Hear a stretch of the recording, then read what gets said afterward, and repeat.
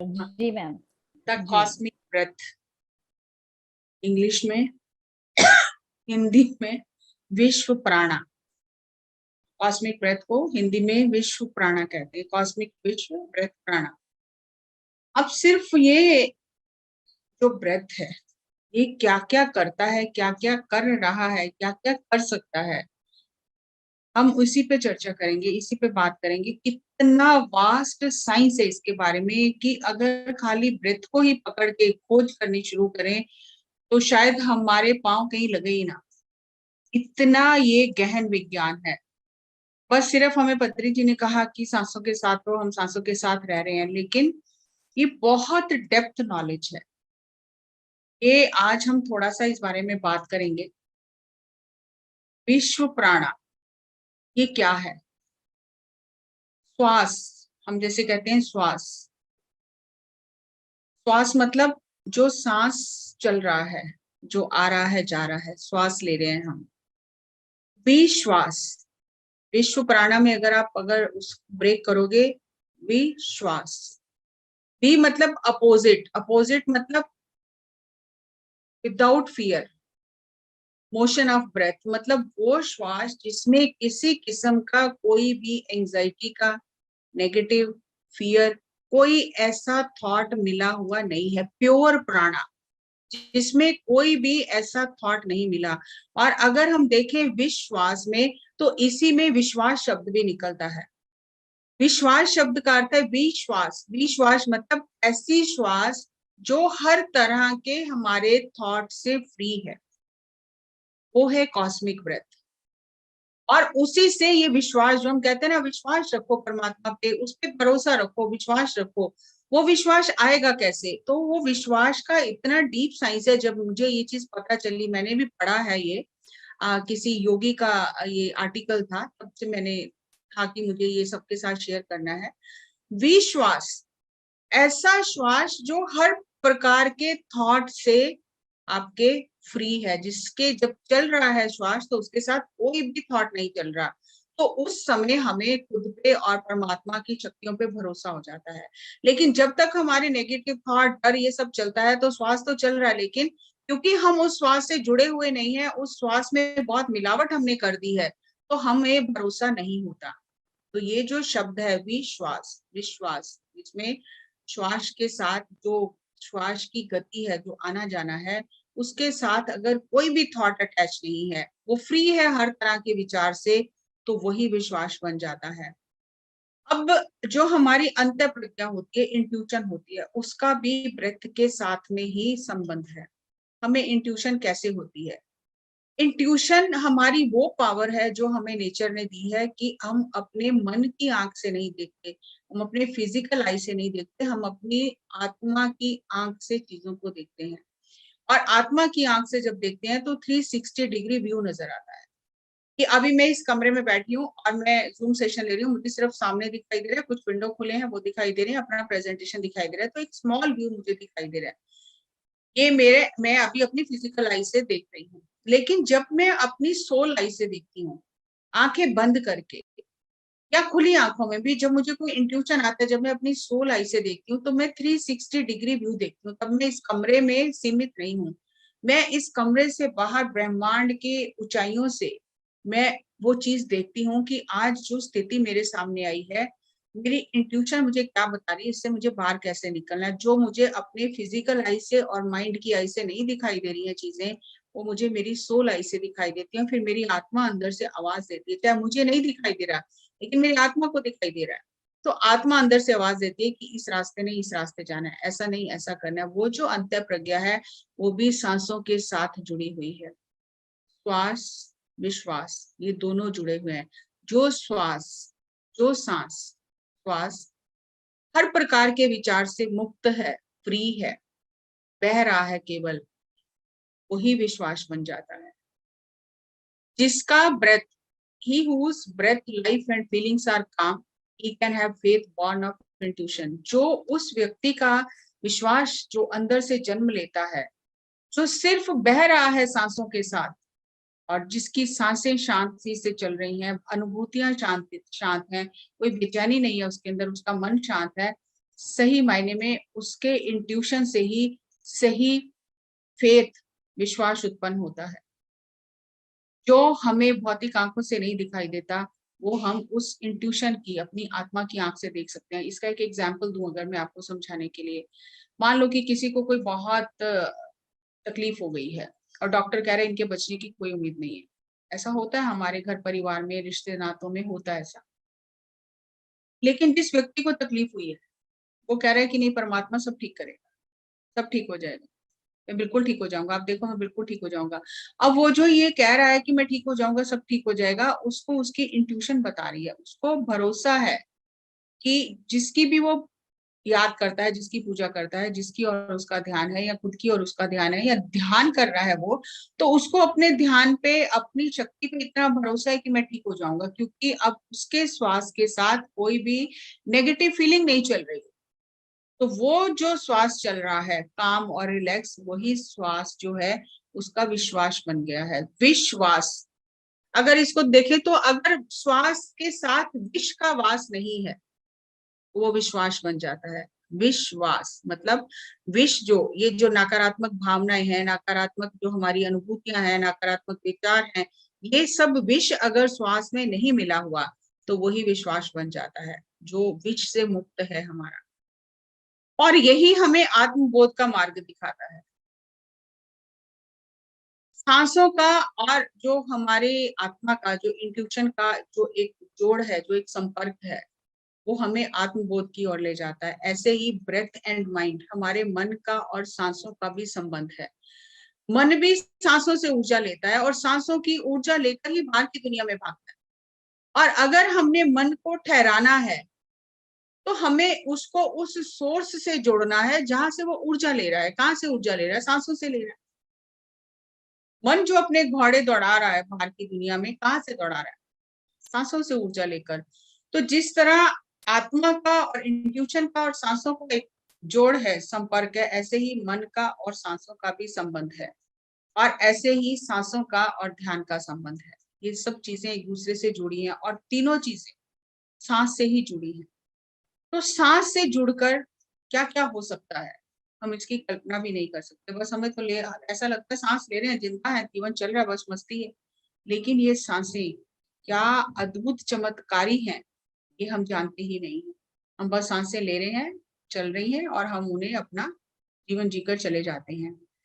अब जब पिक्चर में आप देख रहे हो, जब सांस और मन का संपर्क कमजोर होता है, जब उसमें उलझन होती है विचारों की, जब वो दिक जैक होता है, जब उसमें कई सारे विचार मिले हुए हैं, चिंता मिली हुई है, बेचैनी मिली हुई है, तो वो जो लिंक है मन का और सांसों का, वो कमजोर हो जाता है। तो जो इंफॉर्मेशन हमें मिलनी चाहिए सांसों से, वो नहीं मिलती, क्योंकि हम सुनने की स्थिति में नहीं। लेकिन जब हम इस प्रक्रिया को उलट कर लेते हैं, ये अध्यात्म में कहा जाता है कि उलट कर लो प्रक्रिया को, मतलब अपनी बाहर मुखी जो इंद्रियां हैं उनको अंतर्मुखी कर लो। मन जो बाहर दौड़ रहा है उसको अंदर की ओर मोड़ लो, और अंदर की ओर मोड़ने के लिए हमें सांसों का सहारा लेना है, जैसे हम कर रहे हैं। तो जब मन और सांसों का संगम हो जाता है, तो वो जो उलझन है सांसों के साथ में, विचारों की, अनुभूतियों की, बेचैनी की, विचलित होने की, वो उलझन जो है वो सही हो जाती है। थोड़ी देर के लिए हमारा थॉट प्रोसेस रुक जाता है, बेचैनी रुक जाती है, हम शांत हो जाते हैं। वो जो एक हॉटलाइन कनेक्शन है हमारा सांसों का और मन का, जिससे हमें ज्ञान मिलना है, जिससे हमें वो कॉस्मिक इंटेलिजेंस मिलनी है, वो कनेक्शन जो है वो रीएस्टैब्लिश हो जाता है। तो हमें अपने अंदर से ही मार्गदर्शन मिलने लग जाता है, क्योंकि वो जो कनेक्शन है वो स्ट्रांग हो गया। जैसे आप देखते हो कि बिजली की तार है, अगर वो कहीं से कट जाए तो फिर उसमें करंट पास नहीं होता।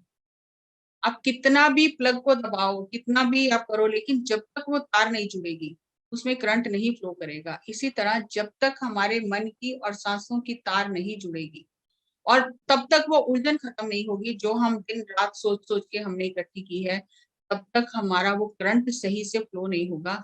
जो सांसों से प्राण ऊर्जा मिल रही है वो सही से हमें प्राण ऊर्जा नहीं मिलेगी। इसलिए हमें सांसों को महसूस करने के लिए मन को सांसों के साथ जोड़ना है। अब ध्यान में भी हम मन को सांसों के साथ जोड़ते हैं, और ध्यान हम कर नहीं सकते। ध्यान घटित तो हो जाता है। एक समय ऐसा आता है बैठे बैठे कि जब आप बिल्कुल विचार शून्य हो जाते हो और आप ध्यान की स्थिति में चले जाते हो। ये बिल्कुल ऐसा ही है जैसे हमने बिल्कुल अपने नाइट ड्रेस पहन लिया, अपने हाथ मुंह धो लिया, सारे काम खत्म कर लिए और हम बेड पे चले गए, लाइट ऑफ कर दी और हमने सोने की तैयारी की। लेकिन नींद आना हमारे हाथ में नहीं है। नींद जब आती है तब आती है। नींद प्रकृति की देन है। हो सकता है आपको बेड पे लेटते ही नींद आ जाए, हो सकता है आपको 1 घंटा ना आए, हो सकता है आप आधी रात जागते रहें, आप करवटें लेते रहे, लेकिन आप नींद को ला नहीं सकते। नींद के लिए आप माहौल बना सकते हो, लेकिन नींद को ला नहीं सकते आप। नींद जब आएगी, प्रकृति देगी, तभी नींद आएगी। इसी तरह ध्यान के लिए हम माहौल बनाते हैं कि हमने कोई अच्छी जगह बना ली, एक चेयर ले ली, उस पर हम बैठ गए, हमने आसपास की सब डिस्टरबेंस रोक ली, लाइट बंद कर दी, हल्का सा म्यूजिक चला दिया, कोई अगरबत्ती जला ली, हमने एक माहौल बनाया और हमने मन को सांसों के साथ जोड़ना शुरू किया। ध्यान कब घटित हो जाएगा, कब लग जाएगा, वो हमारे हाथ में नहीं है, वो अपने आप स्व घटित होता है। बस हमें सिर्फ बैठना है, चाहे हमें बहुत विचार आए। जब तक हम बैठेंगे नहीं, हमें ये भी पता नहीं चलेगा कि हमारे अंदर विचार कितने चल रहे हैं। तो हमें सिर्फ बैठना है, तैयारी करनी है। लेकिन जब घटित होगा ध्यान, अपने आप घट जाएगा, तब आपको सांसों का भी पता नहीं चलेगा। तो आप स्वयं ही ध्यान में उतर जाएंगे। तो बस वो कब पल आएगा, वो कोई भी नहीं जानता, लेकिन हमें उस पल के लिए हर दिन बैठना है, ध्यान करना है, सांसों के साथ जुड़ना है, ताकि वो पल हमारे जीवन में, हमारे ध्यान में आए। अब ये जो सांसों की कुंजी है, ये कुंजी है जो ब्रह्मांड के रहस्यों को खोलती है। Key to life on cosmic level. ये केवल हमारे भीतर के रहस्यों को नहीं खोलती, ये जो सांसें हैं, ये ब्रह्मांड के रहस्यों को खोलने वाली चाबी है। ये जो ब्रेथ है, breath is a tool of manifestation in the way sunlight causes the petals of flower to open. बहुत सुंदर एग्जाम्पल है। जिस तरह सूर्य की जो प्रकाश है, वो फूलों को खुलने के लिए एक कारण बनता है कि सूर्य के प्रकाश में फूल खुलते हैं, कलियां खुलती हैं। उसी तरह से सांस एक साधन है जिससे हमारे अंदर की शक्तियां जागृत होती हैं। अब सिर्फ प्रकाश पड़ रहा है, सूर्य कुछ नहीं कर रहा, प्रकाश फूलों की कलियों पर पड़ रहा है और वो अपने आप खुल रही हैं उस ऊर्जा से। इसी तरह जब हमारा मन सांसों के साथ एक हो जाता है, तो अपने आप अंदर की शक्तियां जागृत होने लगती हैं। आपको किसी के पास जाने की जरूरत नहीं है, ना आपको ध्यान के लिए किसी की गाइडेंस की जरूरत है। ये जो सांसों की एनर्जी जिस दिन आपकी आत्मा तक पहुंचेगी, आपका जो आत्म कमल खिल जाएगा, जैसे सूर्य की रोशनी में फूल खिल जाते हैं। अगर आप फूल को जबरदस्ती खोलने की कोशिश करो कि मैं थोड़ा पेटल्स को खोल दूं, तो वो कलियां ही टूट जाएंगी। तो जो भी आप सोचो कि बाहर से कोई गाइडेंस देख के मेरा आत्म कमल खिल जाएगा, तो हम अपने रास्ते को और लंबा कर लेंगे, क्योंकि कोई भी हमें अंदर की शक्तियों को जगा नहीं सकता। हाँ, हमारे सबकॉन्शियस माइंड की प्रोग्रामिंग करके हमें ऐसा महसूस करा सकता है कि मेरे अंदर चक्र ओपन हो रहे हैं, मुझे ये दिख रहा है, मुझे वो दिख रहा है। लेकिन ये जो ध्यान की यात्रा है, ये जो सांसों की यात्रा है, ये मन से मन के पार जाने की यात्रा है। लेकिन अगर आप किसी की गाइडेंस में कल्पना कर रहे हो, कोई कह रहा है कि आप यहाँ जा रहे हो, वहां जा रहे हो, ये देखो, ये विजुलाइज करो, तो आप अभी मन के ही दायरे में हो, मन से बाहर निकले नहीं हो, क्योंकि कल्पना करना मन का काम है। तो आपको किसी की भी इस ध्यान में, सांसों के साथ ध्यान करने में किसी की गाइडेंस की जरूरत ही नहीं है। इसीलिए पत्री सर ने एक स्लोगन सबसे पहला जो उन्होंने रखा अपने सामने और सबको दिया, मास्टर बनो, बी अ मास्टर। किसी के चेले या किसी के पीछे चलने के लिए नहीं कहा, बी अ मास्टर। क्योंकि मास्टर की है आपके पास, कोई मास्टर की आपको दे नहीं सकता। ऑलरेडी आपके पास मास्टर की है, और जिसके पास मास्टर की है वो तो सारे ताले खोल लेगा। उसको किसी के पीछे जाने की क्या जरूरत है कि ये बताओ वो बताओ।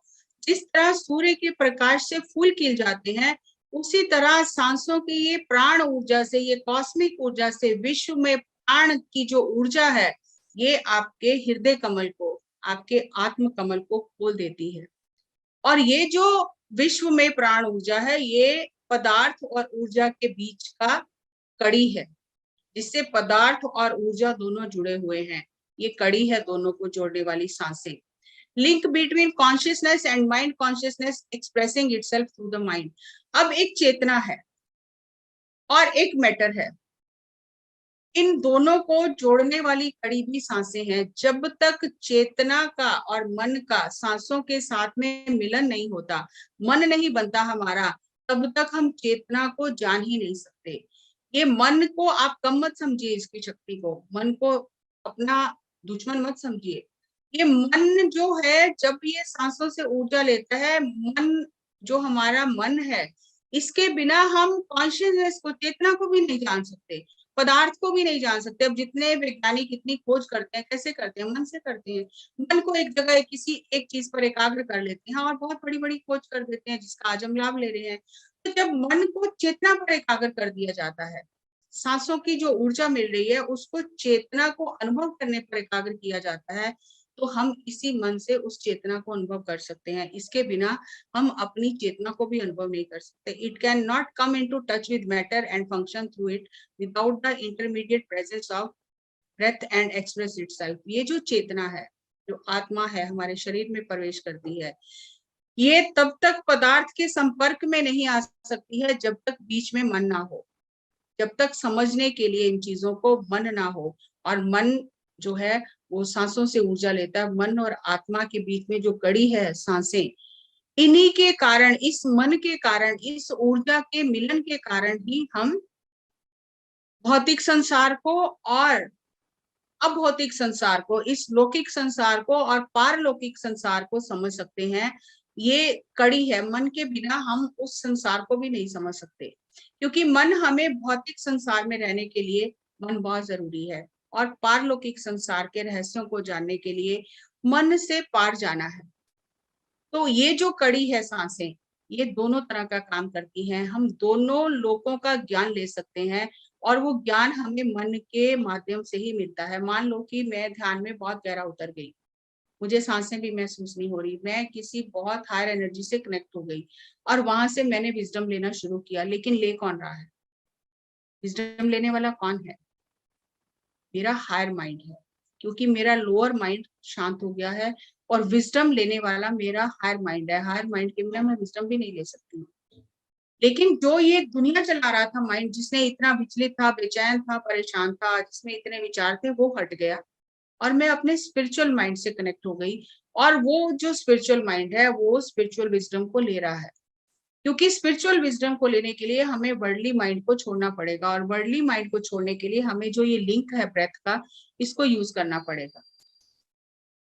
एक बच्चे का जो सांस है, वो जीवन के साथ और ब्रह्मांड के साथ जुड़ा हुआ है, क्योंकि उसको कोई विचार नहीं है, उसको कोई चिंता नहीं है, वो स्वचालित ढंग से जुड़ा ही हुआ है, ऑटो प्रोसेस में है। उसे कुछ भी प्रयास नहीं करना, एफर्टलेसली, बिना प्रयास के वो जी रहा है। उसे कुछ सोचना नहीं है, कुछ बोलना नहीं है, कुछ करना नहीं है, बस वो जीवन के साथ बह रहा है, ऑटो प्रोसेस मोड में है। उसे कोई डर नहीं है, उसके कोई प्रश्न नहीं है, कोई विचार नहीं है, कोई लॉजिक नहीं है, कोई पास्ट नहीं है, कोई फ्यूचर नहीं है। और जब ये सब है ही नहीं उसके पास, ये पिटारा ही नहीं है जिसने आके मिलावट करनी है, तो उसका जो सांस चल रहा है, वो डायरेक्ट ब्रह्मांड के साथ वार्तालाप चल रहा है। पर बच्चे को समझ नहीं है, बच्चे को वो चीजें बतानी नहीं आती, उसके पास भाषा नहीं है, बस वो उस स्थिति को एंजॉय कर रहा है कि वो ब्रह्मांड के साथ एक है, और उसका और ब्रह्मांड का एक वार्तालाप चल रहा है, और जिसका माध्यम उसके श्वास है। तो वो उस स्थिति को आनंदित होके, जिसे हम कहते हैं ब्लिसफुल स्थिति, वो बच्चा उस ब्लिस में, उस आनंद में जी रहा है, और ब्रह्मांड के साथ जुड़ा हुआ है। लेकिन जब हम बड़े हो जाते हैं, जब हमारे विचार, हमारे थॉट, हमारा पास्ट फ्यूचर सब डर हमारे आ जाते हैं, तो फिर हम, वो ऑटोमेटिक जो प्रोसेस चल रहा है बच्चे के साथ, वो रुक जाता है। क्योंकि फिर हमारे ये विचार, ये क्वेश्चंस, ये उस ब्रेथ के फ्री फ्लो के साथ इंटरफियर करना शुरू करते हैं। और जो फ्री फ्लो ब्रेथ हो रहा था, जो प्राण ऊर्जा फ्री फ्लो के साथ हमारी बॉडी में एंटर कर रही थी, मिल रही थी, जिससे बच्चा आनंदित था, धीरे धीरे हम उस आनंद से दूर होते जाते हैं। क्योंकि हमारे ब्रेथ के साथ साथ हमारे विचार, हमारे प्रश्न, हमारी बेचैनी, हमारी उलझन चलने लग जाती है, तो वो उस ब्रेथ को पोल्यूट कर देती है। वो जो प्योर प्राण ऊर्जा थी, अब उसमें मिलावट होने लग जाती है। तो हम धीरे धीरे उस ब्रह्मांड का जो हमारा एक वार्तालाप है बचपन का, वो टूटने लग जाता है और हम बाहर की दुनिया से ज्यादा वार्तालाप करने लग जाते हैं। फिर हम सोचना शुरू करते हैं, फिर हम चीजों को देखते हैं कि अब मुझे ये करना है, अब ये करना है, अब ये करना है। बच्चे को ये नहीं है, उसको जो भूख लगती है वो खाता है, लेकिन हम फिर घड़ी के हिसाब से चलते हैं कि अब लंच का टाइम हो गया, ब्रेकफास्ट का टाइम हो गया, काम का टाइम हो गया। हम हर चीज मैनुअली करने लग जाते हैं, जबकि बच्चा जो है वो इंटरनल क्लॉक से चलता है। लेकिन हम अपनी मैनुअल बाहर की घड़ी से चलना शुरू करते हैं और उस तरह से चीजों को लेना शुरू करते हैं, करना शुरू करते हैं। हमें इतनी प्रकार के डर आ जाते हैं, ये हो गया तो क्या होगा, ये हो गया तो क्या होगा, ऐसा होगा तो क्या होगा। हम हर चीज से डरते हैं। बहुत प्रश्न है और हम अपने प्रश्नों के लिए खोज नहीं करना चाहते। हम अपने प्रश्नों के लिए बाहर से ही उत्तर ढूंढना चाहते हैं कि कोई मुझे मेरे प्रश्नों का उत्तर बता दे। बहुत सारे हमारे विचार होते हैं, हमारा जो थिंकिंग टैंक है ये ओवर थिंक करने लग जाता है। हमें लगता है मैं नहीं सोचूंगा तो हल कैसे निकलेगा। हम ये भूल ही जाते हैं कि कोई शक्ति, कोई सोर्स हमारे ऊपर है, कोई इंटेलिजेंस हमारे ऊपर है जो हमें चला रही है। वो हमारे जीवन को भी चलाएगी, लेकिन हम पूरा भार अपने ऊपर ले लेते हैं और हमें लगता है मैं नहीं चलाऊंगा तो कैसे चलेगा। तो हम चिंता में सोचते ही रहते हैं, लॉजिक ढूंढते हैं, मैं ये क्यों करूं, कैसे करूं, ऐसा कैसे हो सकता है, ऐसा तो नहीं होता, मैं तो नहीं मानता। हम हर चीज में लॉजिक ढूंढते हैं, भूतकाल में ज्यादा रहते हैं या भविष्य की चिंता करते रहते हैं। तो ये सब चीजें करने से जो एक फ्री फ्लो था हमारा ब्रेथ का, यूनिवर्स के साथ में एक वार्तालाप चल रहा था, उसमें मिलावट हो जाती है, वो लिंक टूटना शुरू हो जाता है। और जितना ज्यादा हम उलझन में होते हैं, जितना ज्यादा ये लिंक टूटता है, उतना हमारा शरीर खराब होता है, हमारा मन डिप्रेशन में चला जाता है, उदास रहते हैं। सब कुछ होते हुए भी हमें खुशी नहीं मिलती है। वो ब्लिस वाली जो बचपन की स्टेट थी वो हमसे खो जाती है। इसीलिए कहा जाता है कि फिर दोबारा बच्चे बन जाओ, फिर निष्प्रश्न हो जाओ, निर्विचार हो जाओ, कोई भूतकाल किसी भविष्य में ना हो, बच्चे की भांति हो जाओ। क्या ढूंढ रहे हैं हम, क्यों इतनी चिंता कर रहे हैं? नाम कमाना चाहते हैं, प्रसिद्धि कमाना चाहते हैं कि मुझे सब दुनिया जाने, मेरे रिलेशनशिप अच्छे हो, मेरी हेल्थ अच्छी हो, मेरे पास धन बहुत हो। ये सब ऊपरी ऊपरी चीजें हैं। हमने ये सब पाया है अपने आत्म आनंद को खोकर। जिस आत्म आनंद में बचपन में हम थे, हमने उससे खोकर ये सब पाया है। क्या देख रहे हैं हम, और हम करने क्या आए हैं? असल में इंसान ये सब चीजें पाने नहीं आए, ये सब चीजें बाय प्रोडक्ट है। असल में इंसान अपने जीवन के अर्थ को खोज रहा है, और ये सब पाने के बाद कोई खुश नहीं होता। अगर ये सब पाने के बाद कोई खुश होता तो बड़े बड़े ऋषि मुनि महलों को छोड़कर नहीं जाते। गौतम बुद्ध महलों को छोड़ के चले गए, क्या उन्हें कमी थी किसी चीज की? महावीर छोड़कर चले गए सब कुछ। एक योगी हुए हैं भर्तृहरि, वो राजा थे, वो छोड़कर चले गए। कितने कितने राजा सब कुछ छोड़ के योग धारण कर लिया। अगर इन चीजों से खुशी मिलती तो वो क्यों छोड़कर जाते? क्योंकि इंसान की तलाश इन चीजों की है ही नहीं। ये मन की चीजें हैं, उसकी तलाश है मेरे जीवन का अर्थ क्या है, मैं करने क्या आया हूँ। इसीलिए सब कुछ पाके भी हमारे अंदर एक खालीपन रहता है। आप किसी बहुत ही धनाढ़ व्यक्ति से मिलो, जो ऐसा जीवन जी रहा हो जिसकी आप कल्पना भी नहीं कर सकते हो, वो वैसा जीवन जी रहा है, लेकिन जब आप उससे बात करके देखोगे ना तो आपको पता लगेगा कि अंदर से वो खाली है। वो शून्य, शून्य, ऐसा शून्य नहीं, एक एक जो खालीपन वाला शून्य, कि सब कुछ होते हुए भी वो खुश नहीं है, प्रसन्न नहीं है, उसके जीवन में एक तृप्ति नहीं है। अभी भी उसका जो एक कोना है अंदर भरा नहीं है, कुछ ढूंढ रहा है, क्या ढूंढ रहा है उसको पता नहीं। और मैं ऐसे बहुत लोगों से मिली हूँ, तब मुझे ये पता चलता है कि मैं कितना रिच हूँ, कितनी धनवान हूँ, कि मेरे पास वो दौलत है कि आज मुझसे बड़े बड़े लोग भी पूछते हैं कि कैसे ध्यान करना है, कैसे मन को शांत करना है, हमारा मन शांत नहीं है। तो कितना कुछ हमें मिल गया है सांसों के साथ रहने से, कितनी बेशकीमती दौलत मिल गई है हमें। हम जितना चाहें स्वयं को जान सकते हैं, ब्रह्मांड को जान सकते हैं, हर तरह का ज्ञान पा सकते हैं। हम व्यर्थ की ऊपरी ऊपरी चीजों में जीवन को नष्ट कर जाते हैं, व्यर्थ गवा जाते हैं और इन्हीं चीजों में उलझ कर चले जाते हैं। हम ये भूल ही जाते हैं कि अगर इन्हीं चीजों से खुशियां मिलनी होती तो बड़े बड़े राजा घर परिवार छोड़कर, राजमहल छोड़कर क्यों जाते? क्योंकि इसमें खुशियां नहीं है। सब कुछ पाकर अंत में जीवन में हमें पता चले कि इससे खुशियां नहीं मिली, कुछ और पाने आए थे, तो फिर जीवन तो चला गया। तो आज हम इतना जो ध्यान के सेशन हो रहे हैं, ज्ञान के सेशन हो रहे हैं, स्वाध्याय हो रहे हैं, सज्जन सांगत्य हो रहे हैं, किस लिए हो रहा है? कि हमें ये हर दिन याद रहे कि हम ये सब करने नहीं आए हैं, हम अपने जीवन का अर्थ खोजने आए हैं। जिस दिन हमें ये पता चल गया कि मेरे जीवन का अर्थ क्या है, मैंने सही मायने में करना क्या है, तो ये सारी जो चीजें हैं ना, नाम, प्रसिद्धि, रिश्ते नाते, धन, स्वास्थ्य, ये सब पीछे पीछे चलेंगे। अभी वो हमें उल्टा चक्कर चला रहे हैं, हम इनके पीछे चल रहे हैं। अपनी आत्म तृप्ति को, आत्म शांति को खोकर हम इनके पीछे चल रहे हैं। जिस दिन हमने अपनी आत्म शांति को प्राथमिकता दे दी कि मुझे तो पहले ध्यान करना है, आत्म शांति के लिए प्रयास करना है, तो आप देखोगे कि ये क्रम उल्टा हो जाएगा, ये चीजें आपके पीछे आने लग जाएंगी, फिर आपको इनके पीछे जाना नहीं पड़ेगा।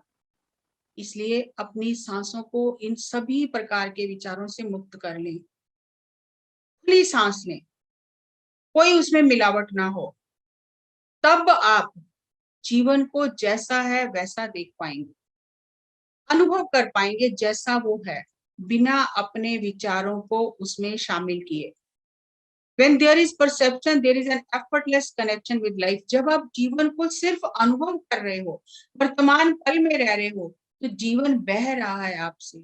आप कुछ कर नहीं रहे हो, सब कुछ आपसे effortlessly हो रहा है, कोई करवा रहा है आपसे, आपके बिना प्रयास के सब चीजें हो रही हैं। लेकिन जब तक हम उस चीज को अनुभव नहीं करते, जब हम बाहरी चीजों के पीछे लगे रहते हैं, जब तक हम अपने आत्मा में प्रवेश नहीं करते, अपने ब्रेथ के साथ, अपनी सांसों की संगत के साथ आत्मा के करीब नहीं जाते हैं, तब तक हम भागते ही रहते हैं बाहर की चीजों को पाने के लिए। और जब हम अपनी आत्मा की संगत शुरू करते हैं सांसों के साथ ही होकर, तो चीजें हमारे पीछे आने लगती हैं। आज अब इतने इतने संत हैं, ऋषि मुनि हैं, और कुछ नहीं तो आप पत्री जी को देखो, क्या नहीं है उनके पास, क्या उसके लिए वो प्रयास कर रहे हैं? सब चीजें पीछे आ रही हैं, क्योंकि उन्होंने वो पा लिया है जो पाने के लिए आए थे, और करोड़ों लोगों को वो पाने का रास्ता बता रहे हैं। तो कितने धनवान हैं वो, शायद इस सृष्टि पर सबसे धनवान वही है। और हमें वो धनवान होना सिखा रहे हैं कि ये छोटी छोटी चीजों में जीवन व्यर्थ मत करो, उस धन को खोज लो जो आत्मा का धन है, जो आपको संतुष्टि देगा, जो आपको पूर्णता देगा, जो आपको संपूर्णता देगा।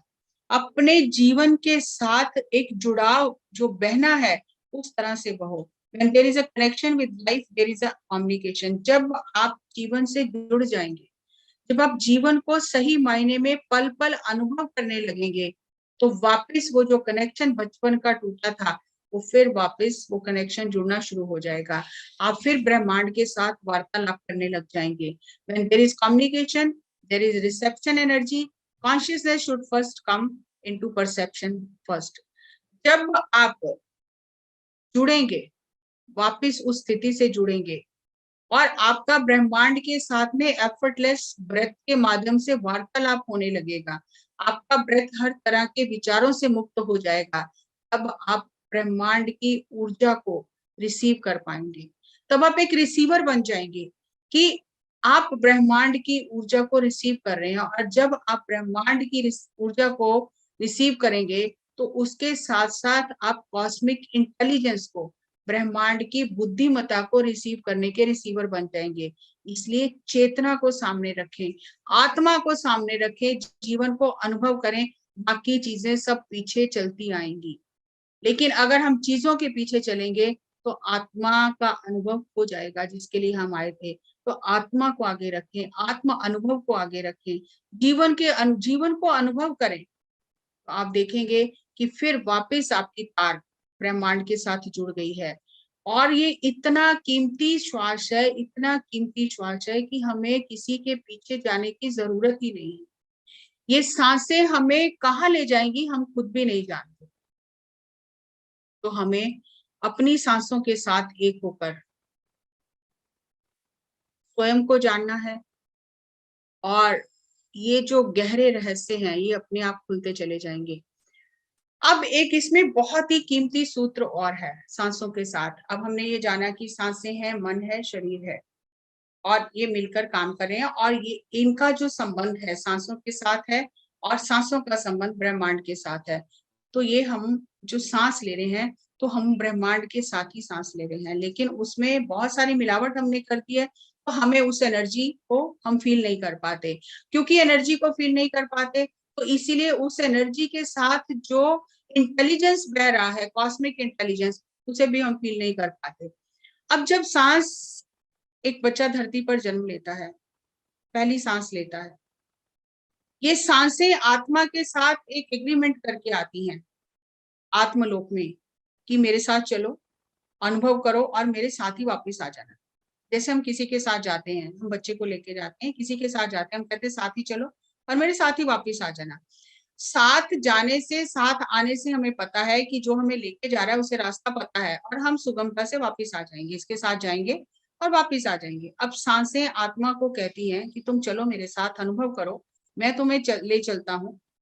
अनुभव करने के बाद जब मैं वापस आऊं, मेरे साथ ही वापस आ जाना, क्योंकि सांसों के साथ ही आत्मा शरीर में प्रवेश करती है, और सांसों के साथ आत्मा शरीर को छोड़ देती है। अब दोनों एग्रीमेंट करके नीचे आ गए और शरीर में प्रवेश किया, और एक जीवन शुरू हो गया। बच्चा माँ के गर्भ से बाहर आया, उसने पहली सांस ली, आत्मा ने प्रवेश किया और जीवन शुरू हो गया। जब तक बचपन में सांसों का और आत्मा का संबंध है, मन नहीं है, तब तक जीवन सही चल रहा है, इसीलिए हम बच्चों को भगवान का रूप कहते हैं। लेकिन जैसे जैसे वो लिंक टूटता गया, हम बाहर की दुनिया में उलझते चले गए, तो हम भूल ही गए, और कभी भी हमने जीवन में फिर सांसों का और आत्मा का मिलन किया ही नहीं। बीच में मन आ गया, मन ने बीच में दीवार खड़ी कर दी, और दोनों का जो एक संबंध था, दोनों चल रहा है ऊर्जा से सब कुछ, लेकिन जान पहचान अब वो नहीं रही। अब क्या हुआ कि पूरा जीवन हमें किसी ने समझाया नहीं कि सांसों की इतनी कीमत है, सांसों के साथ रहना है, आत्मा ने सांसों के साथ शरीर को छोड़ देना है, कुछ भी हमें पता नहीं है। और हमने कभी भी मित्रता नहीं की अपनी सांसों से, और जब हमने कभी अपनी सांसों से मित्रता ही नहीं की, दोनों अनजान बने रहे, और जब सांसें शरीर छोड़ती हैं, तो आत्मा को कहती है चल मेरे साथ।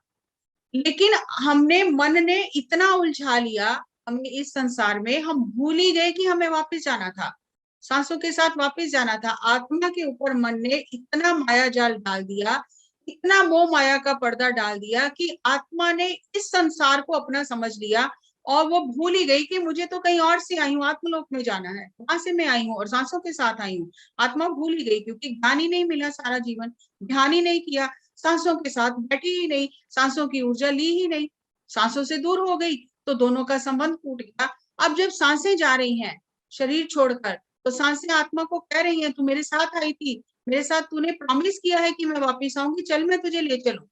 लेकिन आत्मा तो उलझ गई है, उसे तो लग रहा है ये मेरे सब अपने हैं, इनको छोड़कर कैसे जाऊं।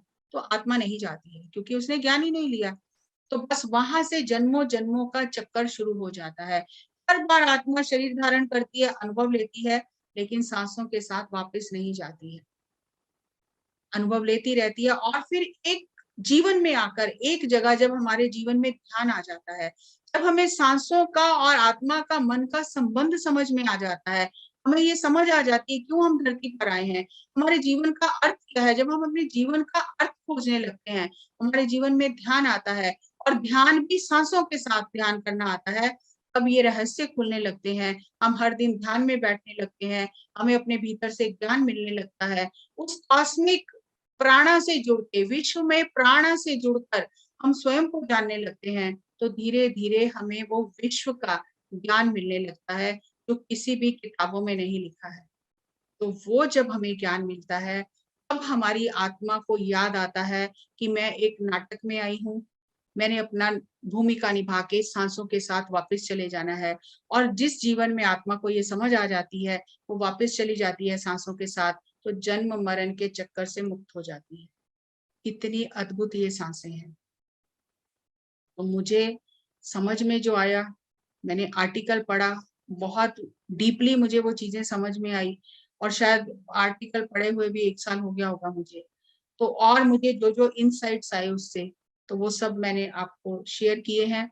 इसका सेकंड पार्ट जो है, आज हमने कॉस्मिक ब्रेथ को समझा, जाना थोड़ा, समझा क्या, बस समझो कि कुछ एक दो पॉइंट हमारे पल्ले पड़े, मेरे भी वही पल्ले पड़े, तो जितना डीप जाएंगे उतनी समझ आएगी।